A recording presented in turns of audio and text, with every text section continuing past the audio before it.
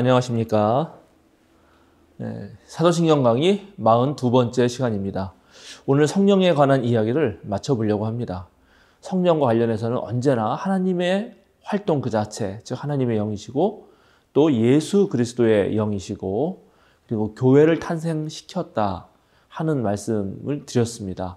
그래서 그런 교회 공동체적으로 그 다음에 삼위일체 하나님과 연결해서 성령을 이해해야지, 그렇지 않으면 자칫하면 그릇된 길로 또 성령에 대한 심각한 오해 속에서 뭐랄까요, 하여튼간 위험하고 또 우리의 일상을 도리어 망치는 잘못된 길로 갈 수 있다는 말씀드립니다. 성령과 관련해서 오늘 중요한 성서가 성령을 표현할 때 가장 강력한 이미지가 하나 있는데 그것은 바람이라는 이미지입니다. 바람. 요한복음서에도 바람이 임의대로 분다. 바람이 어디로부터 불어와서 어디로 가는지 모르는데 성령으로 난 사람도 이와 같다 하면서 바람을 얘기하고요.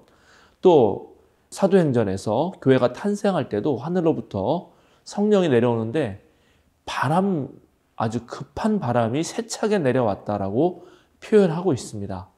왜 초기 그리스도인들이 성령을 얘기할 때 바람으로 표현했을까요? 물론 예수님이 세례 받으실 때 성령이 내려오실 때는 비둘기로 표현합니다. 근데 비둘기는 일종의 고대의 메신저 역할입니다. 그러니까 그거는 하나님의 메신저 역할을 하는 것으로서 비둘기인데 그거 말고 바람이라고 표현한 것을 우리는 주목할 수가 있는데요. 첫째, 바람의 특성은 뭐냐 하면 요한복음서도 말했듯이 임의성, 즉 자유를 상징합니다. 바람을 고대인들이 어떻게 할 수가 없거든요. 바람을 인간의 어떠한 통제에 둘 수가 없습니다. 그래서 하나님의 영은 인간이 좌지우지하는 인간의 편의에 따라서 마음대로 할 수 있는 그런 영이 아니라는 사실입니다. 그리고 두 번째, 바람의 아주 고유한 특성 중에 하나는 보편성입니다. 여러분, 이 세상에 바람 없는 곳이 있을까요? 고대의 이제 그리스 철학자들이 세상의 모든 그 원류, 근원을 탐구하면서 다양한 원소들 또는 다양한 어떤 근원을 얘기했는데 뭐 탈레스 같은 사람은 물이라고 얘기했죠. 그런데 제가 지금 잠깐 헷갈리는데 아낙시메네스인지 아낙시만드로스인지 헷갈리는데 공기를 모든 가장 근원에 있는 것으로 본 그런 철학자가 있었습니다. 마찬가지로 공기가 없는 곳은 없죠. 그러니까 바람은 어느 누구에게나 어느 곳에서나 존재하는 이미지입니다. 성령하면 특별한 사람에게 특별히 내리는 것 아닌가 이렇게 생각하기 쉬운데 그렇지가 않다는 것입니다. 하나님의 자유는 언제 어디서든지 보편적으로 내재하는 방식으로 존재하기 때문에 언제 어디서든지 만날 수 있고 누구에게나 만날 수 있죠. 그런 의미에서 성령을 바람으로 표현한 이미지 중에 상징하는 것은 평등이라고 할 수 있습니다. 세상의 어떤 지위라든가 또 빈부의 격차라든가 지식의 많고 적음을 떠나서 하나님의 영은 누구에게나 평등하게 내려온다. 그래서 여러분 이거를 꼭 기억하셔야 합니다. 그래서 나에게도 성령이 있는 것이고 뭐 예를 들어서 목사에게만 성령이 있고 신학자에게만 성령이 있고 그런 것이 아니라는 말씀이죠. 또 바람하면은 바람이 한번 불면 여러분 어떻습니까? 뭐 엄청 세차게 불기도 하고 어떨 때 산들바람이 불기도 하잖아요. 바람의 강력한 상징 중에 하나는 역동성, 즉 활동성을 말합니다. 즉 성령의 바람으로 가득한 사람은 매우 활기찬 삶을 살아가게 되죠. 제가 성령에 대해서 생명의 영이라고 말씀드렸는데 그 생명의 영이 바로 모든 존재를 활기차게 살 수 있도록 도와주는 것이죠.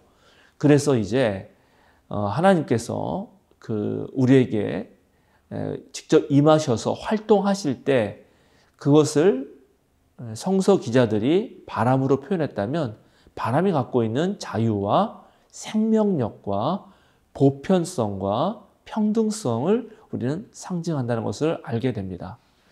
그런데 바람은 불 때는 세차게 불지만 또 불지 않을 때는 있는 듯 없는 듯 정말 존재 안 하는 것처럼 느낄 때도 있습니다. 예를 들어서 우리가 성령에 따라 산다, 성령 충만한 삶을 산다 그럴 때 그럴 때도 있지만 내 안에 이미 성령이 계신데 성령이 정말 계시는지 안 계시는지 그렇게 늘 우리가 의구심을 품을 때도 있잖아요. 이게 이제 우리에게 과제입니다.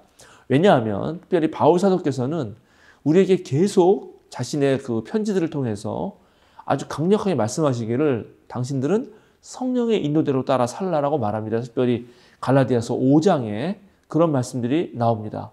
성령에 따라 사는 삶을 말하면서 그 반대편에 육체에 따라 사는 삶을 두고 있습니다. 그리고 육체에 따라 사는 삶에 대한 어떤 예를 드는데 거기 보면 뭐 술 취한 방탕, 온갖 시기 질투. 그러니까 사실은 인간적인 어떤 욕망, 특별히 공동체를 생각하거나 타자를 배려하지 않고 자기 멋대로 인간적 욕망에 의해서 살아가는 어떤 삶, 하나님 중심이 아니라 나 중심적으로 살아가는 삶을 육체라고 놓고 그 반대편에 성령에 따라가는 살아가는 삶을 이렇게 비교를 하고 있습니다. 그런데 여기서 중요한 것은 바울 사도가 말하는 것은 내가 육체대로 살면 오히려 성령이 마치 없는 것처럼 그렇게 활동을 안 한다는 것입니다. 이게 우리에게 과제이죠. 그러니까 하나님의 영은 언제든 자유롭게 불기도 하지만 근데 하나님이 우리 인간에게 자유의지를 주셨기 때문에 우리가 그런 자유롭게 불고 있는 성령의 바람을 맞아들일 생각이 없다면 그리고 진짜 내 맘대로만 살고자 한다면 내 안에 있는 성령조차도 소멸해버리고 성령에 따라 살지 않고 얼마든지 제 멋대로 살아가는 삶이 될 수 있다라고 생각한 것이 바로 바울 사도의 생각입니다. 그래서 우리는 언제나 늘 준비되어 있어야 된다. 즉 하나님의 그 역동적인 생명과 자유의 영이 내 안에서 활동하도록 준비되어 있어야 한다는 것입니다. 그렇게 준비된 사람에게 가끔씩 하나님이 성령의 바람을 불러일으키실 때 우리가 고린도전서 12장에 나오는 놀라운 일들을 하는 거죠. 뭐 방언과 예언과 지혜의 말씀과 지식의 말씀과 통역과 병 고치는 은사와 쭉 계속 이렇게 나열되고 있잖아요. 온갖 선물들이. 그러니까 그런 선물들은 하나님이 때때로 부어주실 수 있는데 그 부어주실 때 그런 것을 받을 수 있는 것도 내가 사실은 좀 열려 있어야 된다 하는 것입니다. 많은 그 교인들이 그 선물을 받기 위해서 무척 애를 썼죠. 열심히 기도도 하고. 그러나 아까 말씀드린 대로 성령은 자유, 하나님의 자유이시기 때문에 내가 간절히 원한다고 내가 뭐 한다고 해서 그 조건에 맞춰서 오는 것은 아닙니다. 그리고 그것은 하나님의 선물이니까 주시는 분은 하나님이시죠. 그건 하나님 마음입니다. 그러니까 내가 그 선물이 없다 그래서 뭐 굳이 내 믿음이 없다든지 그럴 필요는 없습니다. 주시면 받으면 되는 것입니다. 그러면서 또 바울 사도가 고린도전서 12장에 말하면서 하나님 주시는 성령의 선물을 계속 언급하다가 제일 좋은 선물을 추구하라라고 말을 하죠. 그러면서 그 유명한 사랑장으로 넘어갑니다. 그러니까 성령이 보여주는 인간의 헤아림과 예측을 뛰어넘는 놀라운 능력보다 더 중요한 건 바로 사랑이라는 것이죠. 가장 애써서 노력해서 맺어야 할 열매가 있다면 바로 그것은 사랑이라고 할 수 있습니다. 그런 면에서 성령은 또한 사랑의 영이라고도 할 수 있습니다. 이제 그렇게 성령이 늘 내 안에서 충만하도록 활약하게 하는 사람, 그 사람에게는 어떤 일이 일어나는가? 그게 가장 유명한 바로 갈라디아서 5장 22절, 23절에 나오는 성령의 9가지 열매인 것입니다. 그렇죠? 그 사람은 거기에도 제일 처음 나오는 게 사랑이죠. 사랑. 사랑은 은사이면서 열매이기도 합니다.